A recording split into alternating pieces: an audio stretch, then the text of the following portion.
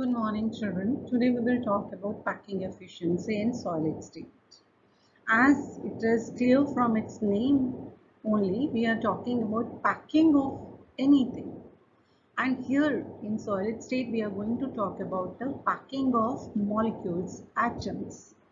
I'll just explain this concept with very easy example. Suppose I'll give you one box, I'll show it with two dimensions and I'll give you few balls also and I'll say you to arrange these balls inside this box. As you can make out, the volume of a box that is given to you is this much fine.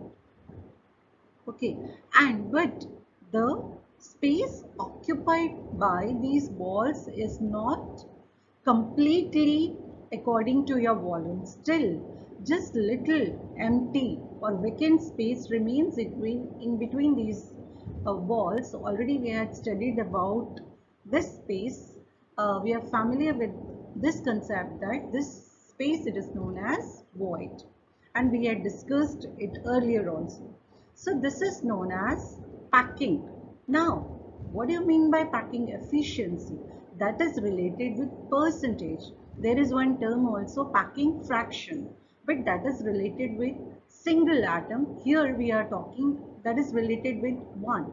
And when we are talking about packing efficiency, it is related, it is termed as it is the percentage of total space filled by the particles in any kind of arrangement.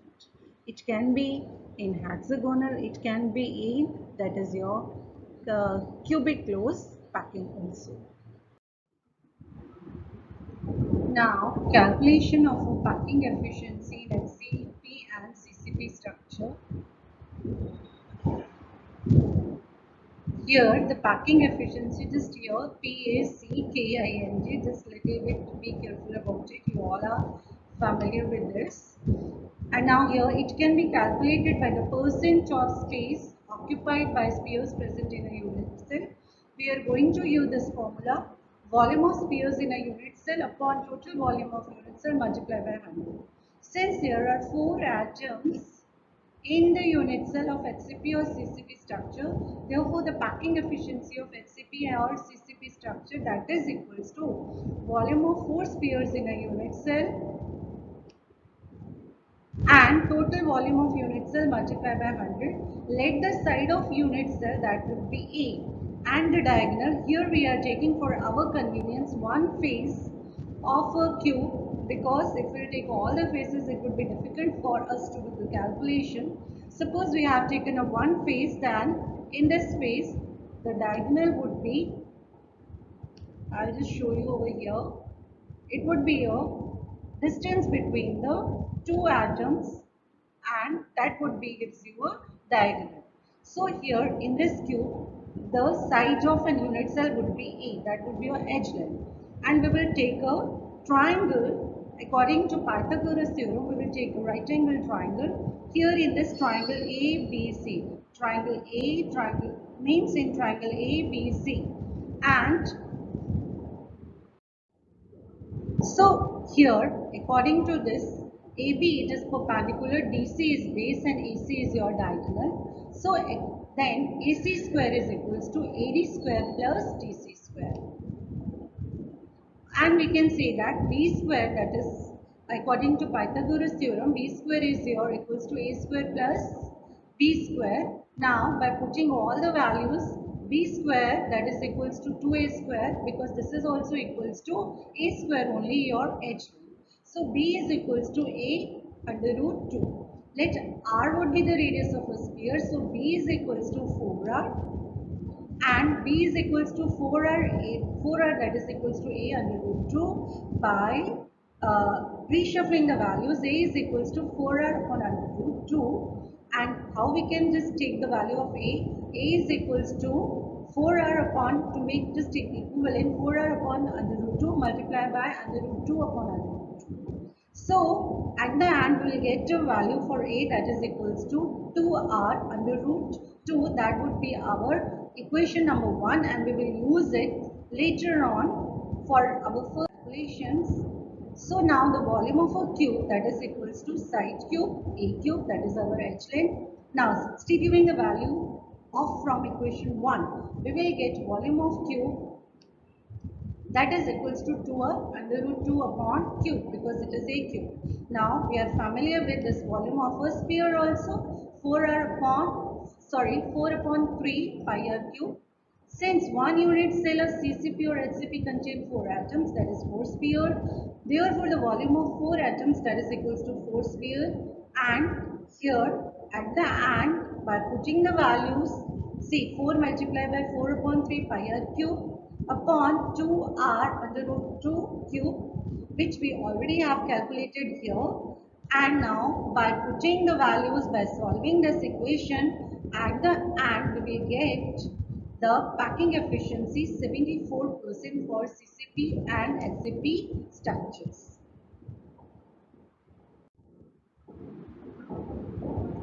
Now, packing efficiency in simple cubic lattice. In the simple cubic lattice, 8 lattice points are at the corners of the cube. We all are familiar with this. We are familiar with this concept. The particles touch each other as shown in this figure only. These all the particles are touching each other. Since simple cubic has only one atom. Okay, because the contribution for and the rank of this cubic would be one atom, and we are familiar with this also. So Z that is equals to 1 and A that is equals to 2R, where R would be your radius of atom. Again using the same formula, volume of one atom, because in previous one we had put the volume of 4 atoms and again the volume of cubic units. So here volume of one atom that would be 4 upon 3 pi r cube, and volume of cubic unit cell that is your A cube, and 100% that you have to write it. Now calculating this value, we will get 52.4% simple cubic unit cell. The spheres are in contact with each other along the edge the cube.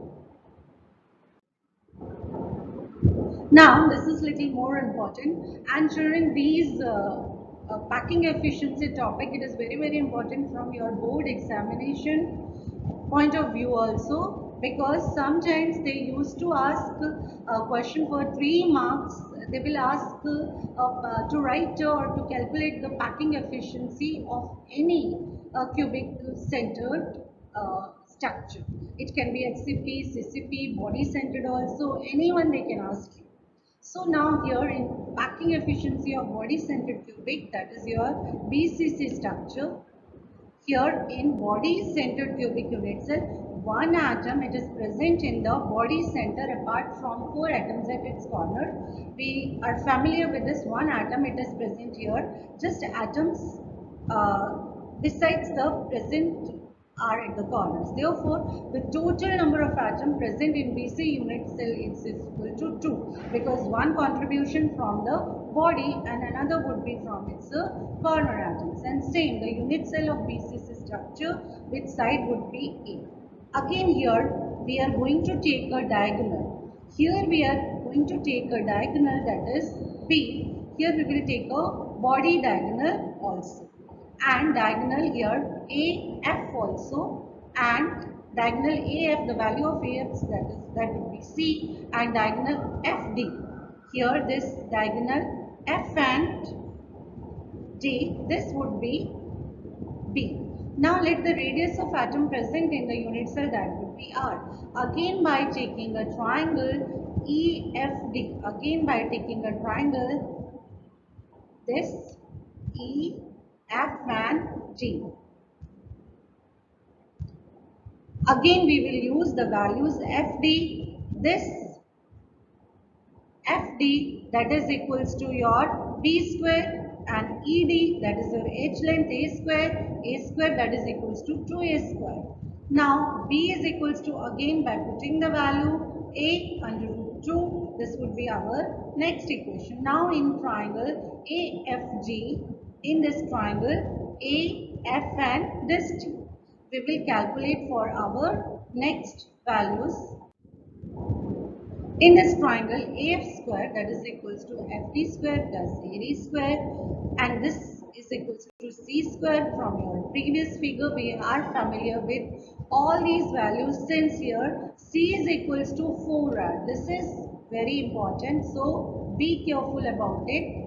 And now 4r cube, sorry, 4r is equals to a under root through, and here a is equals to, again reshuffling the values, 4r upon under root 3. Now volume of cube, that is equals to a cube.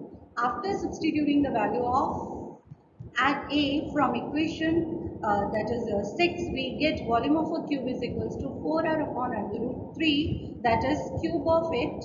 Now volume of two atoms present in BCC, here 2 multiplied by 4 upon 3 pi r cube. Now the packing efficiency in percentage, volume of two spheres in unit cell upon total volume of unit cell multiplied by 100, that is equals to 2 multiplied by 4 upon 3 pi r cube upon 4 upon 3, that is under root 3, uh, cube of it multiplied by 100. Now packing efficiency in percentage, we know that the rank in BCC, that would be 2. So volume of two sphere in unit cell upon total volume of unit cell multiplied by 100. Here, just by putting all the values in this formula, we will get, here it is written, here it should be 3. Now, by putting all the values and doing the further calculations, we will get 68%, that is the packing efficiency of BCC structure. And children, you will write all the notes in your classwork as your assignment. I'll just give this as your scheduled assignment also, but it is very important because these questions, these are going to be asked in your board exam also, and these weightage of these questions are 3 or 4 marks, and repeatedly these questions are, they are keep on asking in board exams. So this topic of solid state, it is very important, so you have no choice of skipping it. So be attentive and please completely do it, and hope we will meet after a few days, and we are going to sort out the further our doubts also. And this would be the last slide for this lecture. So children, just complete this work, and thank you. Take care.